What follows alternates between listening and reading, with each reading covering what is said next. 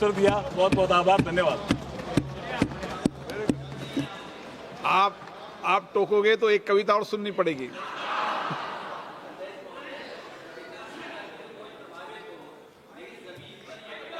आपको एक दो कविता सुननी पड़ेगी, दो बार बोलोगे तो। गौरव गोगोई जी, गौरव गोगोई जी, कितनी मुख्यमंत्री बनाया आपको? धन्यवाद अध्यक्ष महोदय। आज इस विशेष सत्र में मैं अपने पार्टी के तरफ से जो संविधान का 131वीं संशोधन है उसके विरोध में अपने पार्टी की तरफ से अपनी बात रख रहा हूं। सर, अभी हमने कानून मंत्री अर्जुन मेघवाल जी की बात सुनी और कहीं उनके बातों से लग रहा था कि शायद पहली बार सदन के अंदर महिला आरक्षण पर चर्चा हो रही है। आज ही हर्ष का दिन है, आज ही उल्लास का दिन है, आज ही पारित हो रहा है, पहली बार हो रहा है, ऐतिहासिक हो रहा है, ऐसा उन्होंने एक ढांचा बनाने की कोशिश की। लेकिन आज से ही 3 साल पहले तब आदरणीय गृह मंत्री जी, उस समय भी ऐसी ही बातें उन्होंने की। और अगर आप दोनों के वक्तव्यों को सुनेंगे तो मुझे लगता है कि 90% आदरणीय गृह मंत्री जी ने उस समय जो कहा वही आज कानून मंत्री जी ने पढ़ के हमको दोबारा सुनाया। उस समय भी आदरणीय गृह मंत्री जी ने हम सबको श्री गणेश करने के लिए आह्वान जलाया था कि आइए, इससे 2023 से पहले 5 बार महिला आरक्षण पर विभिन्न प्रकार के कानून लाए गए हैं। इस बार तो प्रधानमंत्री मोदी जी उन्होंने एक सशक्त कदम लिया है, इस बार हो जाएगा। उस समय भी ऐसी बातें थी और उस समय भी हमने यही बात की थी जो हम आज आपके सामने कर रहे हैं कि हमारी पार्टी कांग्रेस पार्टी महिला आरक्षण के पक्ष में है, पर कृपया महिला आरक्षण को आप सरल करिए ताकि महिला आरक्षण जिस समय कानून पारित हो उसी समय लागू हो जाए और 500 जो हमारे 543 है लोकसभा की जो वर्तमान जो हमारी ताकत है उस पर लागू हो जाए, उसको परिसीमन के साथ मत जोड़े। उस समय भी ये बात कही, आज भी हम ये बात कह रहे हैं। उस समय भी हमने ये बात कही थी। लोकसभा में आदरणीय हमारी कांग्रेस दल की नेत्री श्रीमती सोनिया गांधी जी ने यही बात कही थी कि हम महिला आरक्षण के पक्ष में हैं, पर इसको आप परिसीमन के साथ मत जोड़िए। और अगर आप महिला आरक्षण आप वर्तमान उस समय में 2024 के इलेक्शन में ही लागू करिए, उस समय भी हमने ये गुहार की थी। उस समय हमको आदरणीय गृह मंत्री जी ने कहा कि नहीं, डिलिमिटेशन कमीशन करना पड़ेगा। और मैं आदरणीय गृह मंत्री जी को मैं उनका जो स्पीच है उनके उसके ही मैं भाषण में एक लाइन उन्होंने कही थी जो मैं आपको इस सदन के इस चर्चा में लाना चाहता हूं। उन्होंने खुद कहा कि जैसे ही लोकसभा चुनाव पारित हो जाएगा, मतलब 2024, उन्होंने खुद कहा कि जैसे ही लोकसभा चुनाव पारित हो जाएगा तुरंत जनगणना होगी, तुरंत परिसीमन होगा, तुरंत महिला आरक्षण लागू होगा। अब 3 साल में ऐसी क्या बात बिगड़ गई?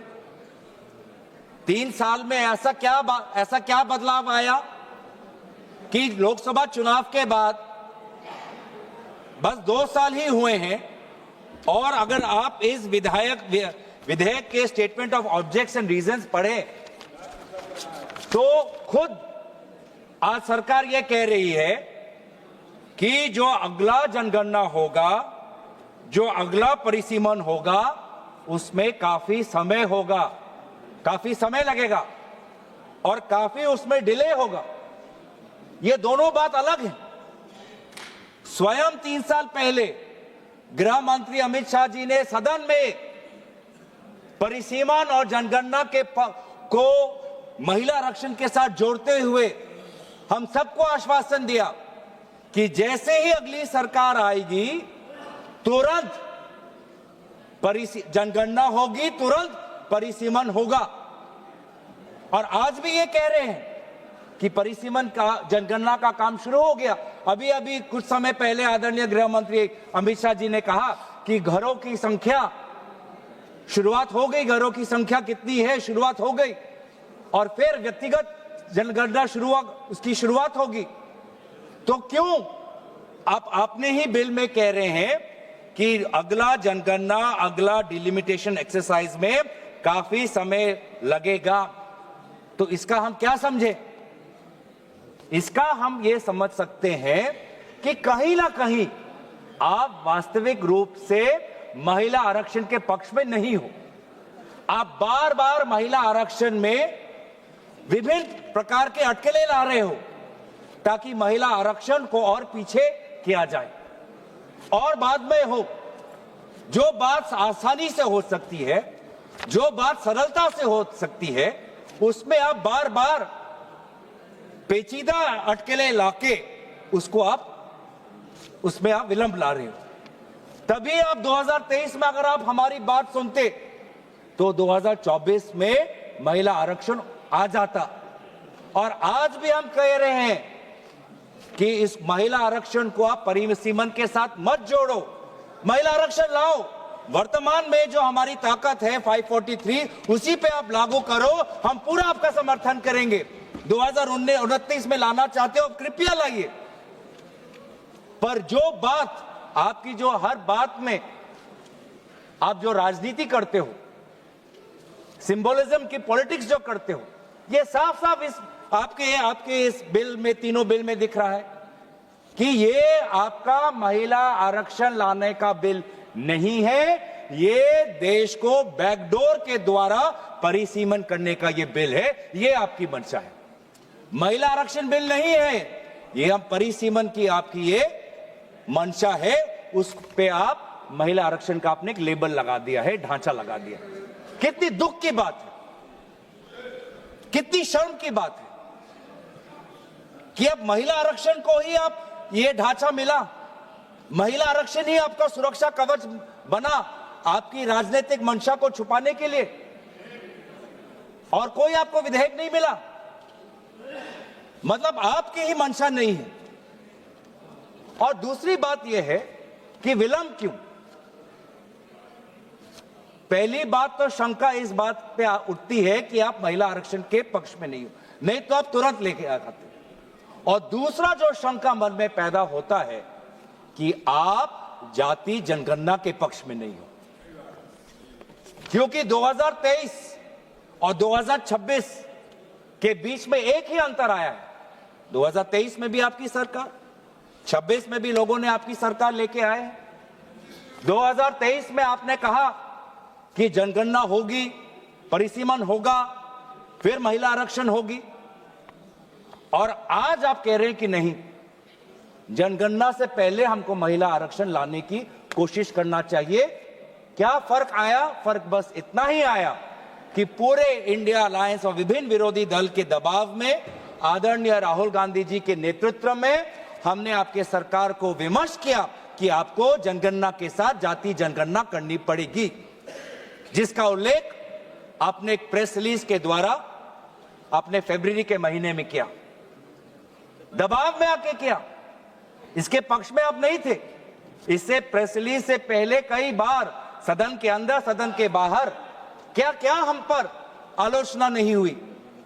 कभी अर्बन नक्सल, कभी देशद्रोही, क्या क्या नहीं कहा, देश का बंटवारा चाहते हैं, क्या क्या आरोप नहीं लगाया।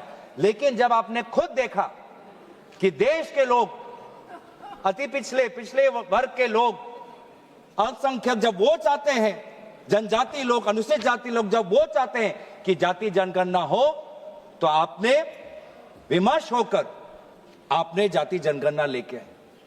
अब आप वो जाति जनगणना को नहीं करना चाहते, आप नहीं लागू करना चाहते। अभी भी समय है, 2026 है, आप कह रहे हो कि काम आपका शुरू हो गया है। तो आपको क्यों लगता है, आपने क्यों यहां पे लिखा है कि कंसिडरेबल टाइम लगेगा और पार्टिसिपेशन ऑफ वुमेन जो है हमारी पॉलिटिक्स में वो डिले हो जाएगी? मतलब आप जाति जनगणना के पक्ष में नहीं हो। साफ साफ आपका उद्देश्य, आपकी राजनीति यहां पे है। मैं पढ़ देना चाहता हूं। The next census and consequential delimitation exercise thereafter will take considerable time and thus delay the effective and dedicated participation of women in our democratic polity. Hence, the objective of the proposed bill is to operationalize 1/3 reservation for women through a delimitation exercise to be undertaken on the basis of the population figures of the latest published census. ये क्या तरीका है कि महिला आरक्षण को लागू करने के लिए आप एक डिलिमिटेशन को बुलडोज कर रहे हो, आप डिलिमिटेशन। आप जो ये बिल में आप जो ये संख्या लाए हो क्लॉज 3 में कि आर्टिकल 81 ऑफ कॉन्स्टिट्यूशन में संशोधन आना चाहिए कि 815 मेंबर्स आने चाहिए, ये कहां से आया? ये संख्या किसने निर्धारित किया? सरकार। और इसीलिए तो हम इस बिल का विरोध कर रहे हैं कि आज सरकार अपने आप, जो संविधान में लिखा हुआ है कि जो अगला सेंसस होगा 2026, उसके बाद डिलिमिटेशन होगा, आज सरकार ने वो संविधान का पूरा आर्टिकल 81 को खत्म करके खुद अपने आप को ताकत दे रहा है कि नहीं, सेंसस के लिए नहीं हमको रुकना, और अपने आप हमने चुन लिया कि 815 करना है। ये संख्या कहां से आया? नागपुर से आया? किसी शाखा से आया? कहां से आया? कोई सरकारी दस्तावेज, कोई पार्लियामेंट्री पेपर, कोई पार्लियामेंट्री कमेटी की रिपोर्ट, कहां से आया 815 नंबर? क्या आसमान से टपक गया? कहां से आया? यही तो हम जानना चाहिए। इसलिए तो हम कह रहे हैं कि सरकार के पास इस विधेयक को इंट्रोड्यूस करने की लेजिस्लेटिव कॉम्पिटेंस है ही नहीं। क्यों सरकार अपने आप कैसे तय कर ले कि पार्लियामेंट की सदन की संख्या कितनी बढ़नी चाहिए? अपने आप, बिना सेंसस के। तो बार बार यह हमको पता चलता है कि आप डिलिमिटेशन को एक राजनीतिक अस्त्र के रूप से, आप इसको एक हथियार के रूप से आप इसको व्यवहार करना चाहते हैं, जो मंशा नहीं थी। जो हमारे संविधान के निर्माता थे, डिलिमिटेशन किसी राजनीतिक दल के राजनीतिक हथियार के रूप में निर्माण करना उनका मंशा नहीं था।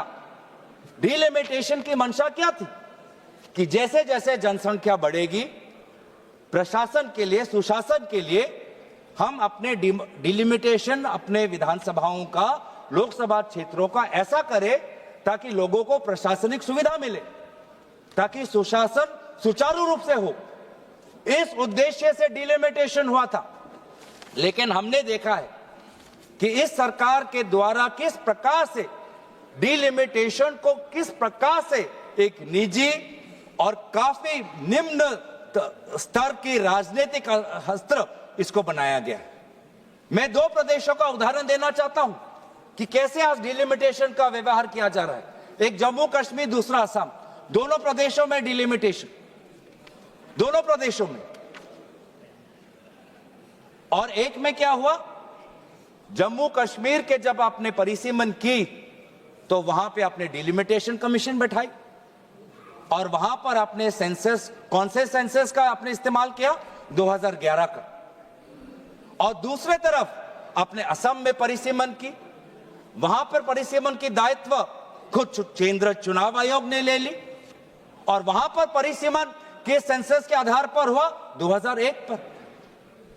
आप सोच समझ सकते हो कि भारत में 21वीं सदी में 2022 से 2023 में लगभग वो 1-1.5 वर्ष के कार्यकाल में भारत के 2 प्रदेशों में परिसीमन हो रहा है। एक 2011 के सेंसस के आधार पर, एक 2001 के आधार पर। एक जगह डिलिमिटेशन कमीशन, एक जगह चुनाव आयोग।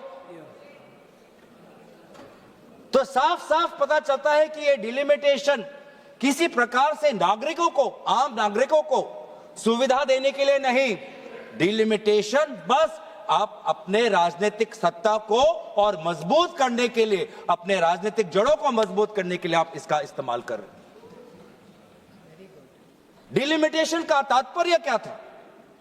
कि हर जो क्षेत्र हो, चाहे लोकसभा क्षेत्र हो चाहे विधानसभा क्षेत्र हो, उसकी जनसंख्या लगभग समान होनी चाहिए। मैं बताऊं असम में क्या हुआ।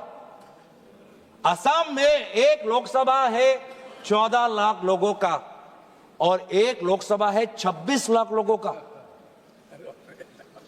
26 लाख लोगों का। ये किसकी सुविधा देख रहे हो? किसकी सुविधा देख रहे हो आप?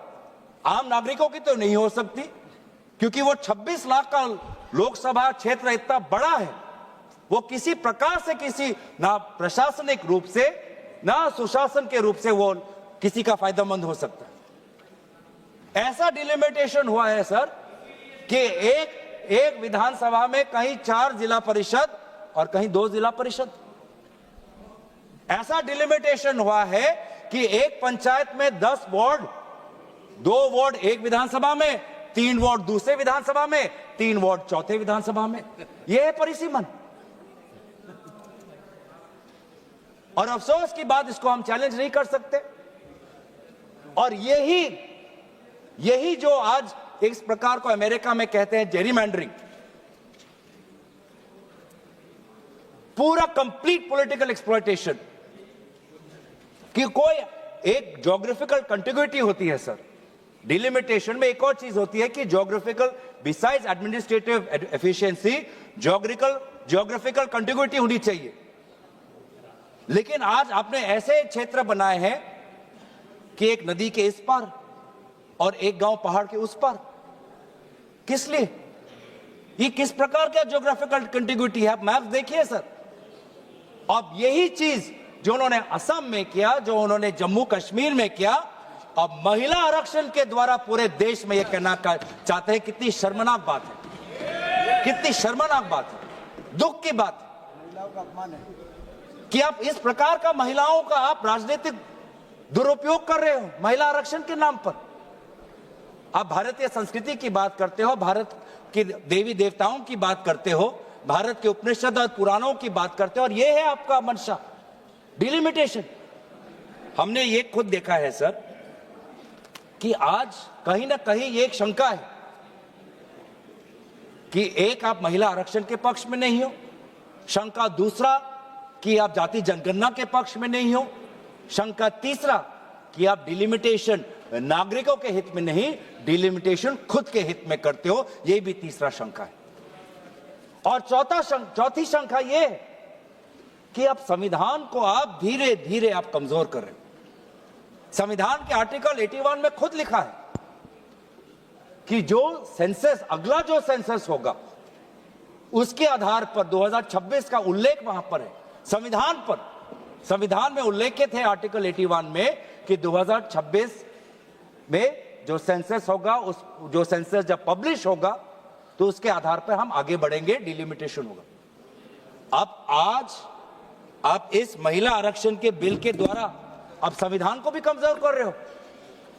जो 2026 की जो बात आर्टिकल 81 में है, आप उसको भी आप कमजोर करके कह रहे हो कि जब सदन कोई कानून लाएगा तब उस कानून में जिस सेंसस की बात होगी उस सेंसस के आधार पर हम परिसीमन करेंगे। मतलब जो बात संविधान में लिखी है, जिस बात को चाहे किसी दल की सरकार आए, उस बात को अमल करना है। आपने उस संवैधानिक सुरक्षा को कमजोर कर आपने एक ऐसा कानून लाना चाहते हो कि सदन में जिसकी ताकत, सदन में जिसकी बल, वो निर्धारित करेगा कि किस सेंसस के आधार पर परिसीमन हो। तो किस प्रकार से संविधान के पक्ष में हो? ये बिल महिला विरोधी है, ये बिल जाति जनगणना विरोधी है, ये बिल संविधान विरोधी है, ये बिल जो हमारे पूरे प्रदेश का, पूरे देश का जो फेडरल स्ट्रक्चर है उसके विरोध, फेडरल स्ट्रक्चर के विरोध। सर, हमारे अध्यक्ष महोदय,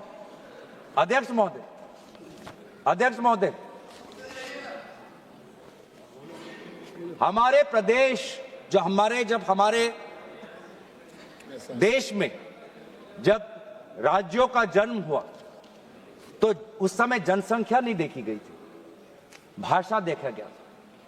भाषाओं के आधार पर एक लिंग्विस्टिक रीऑर्गेनाइजेशन हमारे प्रदेशों को हुआ था।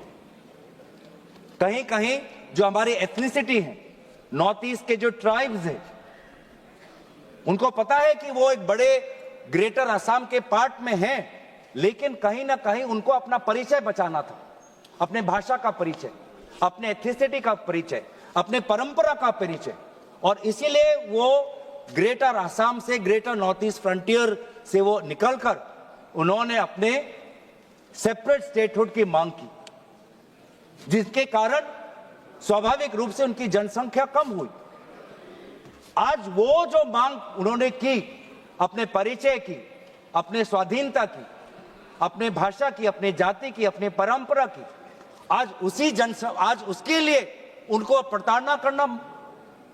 प्रताड़ित किया जा रहा है, क्योंकि जनसंख्या के आधार पर उनकी कभी ताकत इतनी होगी नहीं कि सदन के अंदर कोई नागालैंड में का होकर बुलंद अपनी आवाज रखे, कोई अरुणाचल का होकर बुलंद अपनी आवाज रखे, कोई मिजोरम का होकर बुलंद अपनी आवाज रखे। आज भी हमारे भारत देश में कई ऐसे प्रांत हैं जो स्टेटहुड की मांग कर रहे हैं। गोरखा का एक मांग है, सेपरेट स्टेटहुड की मांग कर रहे हैं, और आज जब वो सेपरेट स्टेट होंगे तो उन्हीं की जो जनसंख्या है उनके कारण उनको कमजोर किया जाएगा। तो आपने जो एक विषय है, जिस विषय पर हमारे केसी वेणुगोपाल जी ने कहा कि हमारे जो पूर्व प्रधानमंत्री है स्वर्गीय इंदिरा जी, स्वर्गीय अटल जी, उन्होंने पूरे जो हमारी फेडरल बैलेंस है, संतुलन है, उसको बचाने के लिए फ्रीज डाला था पॉपुलेशन सेंसस में 1976 और 2001 में, एक बड़े एक सोच के साथ। आज आप उनसे भी परे हो रहे। आप तो कांग्रेस के स्वर्गीय प्रधानमंत्री इंदिरा जी से तो बड़े अपने आप को समझते हो, आप स्वर्गीय अटल जी से भी अपने आप को बड़े समझते हो, जो एक अटल जी से भी, स्वर्गीय अटल जी से भी अपने आप को आप बड़े स्टेट्समैन समझते हो। तो जो आज ये पॉपुलेशन की जो बात है, एक संतुलन की बात है, जिसको मैं काफी बारीकी से समझना है, फेडरल स्ट्रक्चर को के बैलेंस को पकड़ने के लिए बहुत सबको साथ, सारे प्रदेशों के मुख्यमंत्री, सारे विभिन्न दलों के साथ बातचीत करनी है। उसको आप महिला आरक्षण के नाम पर सबके बुलडोज कर रहे हो आप। हम दोबारा आपको कह रहे हैं, लाइए महिला आरक्षण, हम इसके विरोध में नहीं है, महिला आरक्षण लाइए, लेकिन ये परिसीमन के अटकेले और इस परिसीमन के जाल से इसको बाहर निकालिए, सरल करिए, आसान करिए, लागू करिए, ताकि हम सब देख पाए। इससे महिला आरक्षण के द्वारा आप अपने राजनीतिक रोटियों को मत सेकें। मैं दोबारा कोशिश करूंगा कि काफी परिसीमन को लेकर इस देश में गंभीर सवाल उठ रहे हैं, जिस सवालों का जवाब, जिस मसलों का समाधान पूर्व में हमारे स्वर्गीय प्रधानमंत्री ने किया है, और काफी एक बारीकी से काफी संतुलन उन्होंने सृष्टि करने में वो सफल हुए। उस संतुलन को आप अपने राजनीतिक रोटी के लिए, अपने राजनीतिक मुनाफा के लिए भारत के उस संतुलन को मत बिगाड़िए, मत बिगाड़िए। आज भी हम एक, जैसे राहुल जी ने कहा है कई बार कि हम यूनियन है एक स्टेट्स के, इस यूनियन में चाहे स्टेट की जनसंख्या बड़ी हो या स्टेट की जनसंख्या कम हो, जनसंख्या के आधार पर उनको राजनीतिक रूप से उनकी ताकत को आप कम मत करिए या बढ़ाइए मत, सबको तवज्जो मिले, भारत की जो हमारी अखंडता है वो अमल रहे और भारत हमेशा सशक्त रहे। इसीलिए परिसीमन पर गंभीर चर्चा हो और इस प्रकार से बुलडोज ना करे। महिला आरक्षण पर आप उसको इस ढांचे से निकाले, एक सरल बिल लाइए, जो आप हमारे सुझाव को कबूल करिए। इसलिए आपने इस प्रकार के गैर संवैधानिक, गैर महिला, गैर जाति जनगणना, गैर जो हमारे संघीय ढांचे के खिलाफ बिल लाने के कारण हम पुरजोर तरीके से इस बिल का विरोध करते हैं। धन्यवाद। तेजस्वी सूर्या।